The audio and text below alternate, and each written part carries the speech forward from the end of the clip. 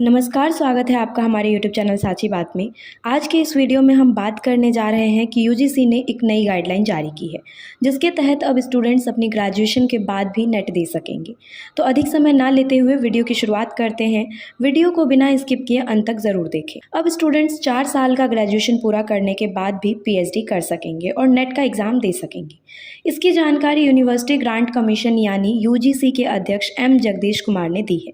बता दें कि नए नियम के मुताबिक अब जूनियर रिसर्च फेलोशिप के साथ या उसके बिना पीएचडी करने के लिए उम्मीदवारों को अपने 4 साल के ग्रेजुएशन में कम से कम 75% नंबर लाने होंगे। अभी तक नेट के लिए स्टूडेंट्स को कम से कम 55% मार्क्स के साथ मास्टर्स डिग्री की ज़रूरत होती थी, लेकिन यूजीसी के नए नियम के मुताबिक अब स्टूडेंट्स ग्रेजुएशन में भी 75% मार्क्स स्कोर करके नेट और पीएचडी कर सकेंगे।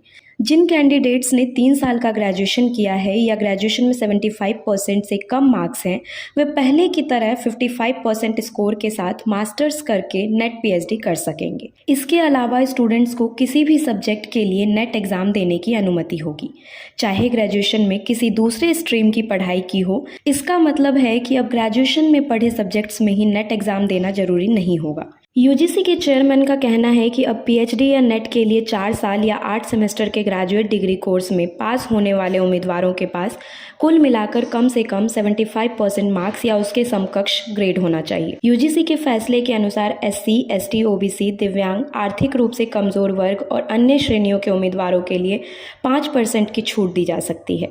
हालांकि इस पर अभी यूजीसी ने फैसला नहीं लिया है।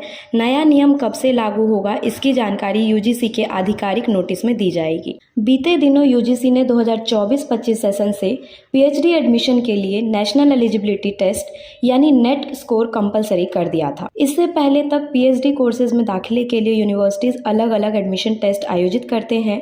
ऐसे में नई व्यवस्था से अब पीएचडी कैंडिडेट्स को एडमिशन के लिए एक से ज्यादा एग्जाम्स नहीं देने होंगे। ये फैसला एनईपी 2020 के तहत लिया गया है। 13 मार्च को आयोजित यूजीसी की 578वीं बैठक में ये फैसला लिया गया।